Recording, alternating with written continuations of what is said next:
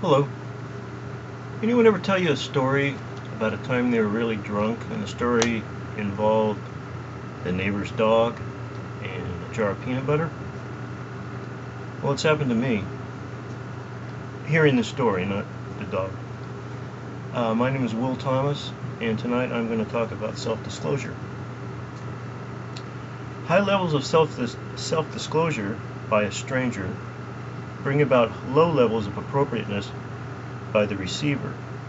In other words, too much information too early in a relationship can make the receiver of the information feel uncomfortable. I will be discussing disclosure and reciprocity, reactions to excessive disclosure, and an alternative explanation for negative response. The title of the article I chose to use is Involvement in a Conversation and Attributions Concerning Excessive Self-Disclosure, written by Jessica J. Weisel and Paul E. King. The article is related to the course topic of relational development from Chapter 7 of the textbook concerning self-disclosure. The first hypothesis, that conversations involving a moderate level of self-disclosure would be perceived more appropriate than conversations involving a high level of self-disclosure. The second hypothesis was that conversation participants would rate the conversation appropriateness of the speaker significantly higher than observers to the same conversation. In other words, if you're eavesdropping on a conversation, you'll find it less appropriate than if you're involved in the conversation. The third and final hypothesis was that there would be an interaction between level of self-disclosure and observer participant role in the rating of the conversational appropriateness. Specifically, participants would be much more forgiving of high levels of self-disclosure in a rating appropriateness.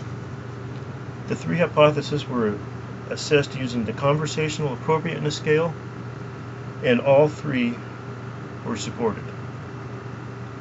The interpersonal relationship I chose to use for this is I am an intern drug and alcohol counselor, and I often self-disclose too much with clients, specifically one client, who the reason I do that for is to try and inject self-efficacy into him and show him that if I can do it, you can do it.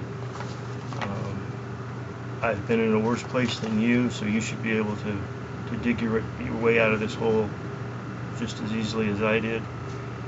Something to motivate him that he can do it too. But apparently, self-disclosing too much can make him uncomfortable, although these aren't the type of stories that I try to inject into him. The new information that I gathered from the article shows me that self-disclosing may be inappropriate at times if it's too early in a relationship. The findings of this study support the claim that very high levels of self-disclosure by a stranger lead to less positive ratings of conversational appropriateness. Therefore, if a stranger tells you about something about the time with the neighbor's dog and a jar of peanut butter, and it makes you uncomfortable, it's okay not to reciprocate. My name is Will. Thank you for listening, and drive home safe.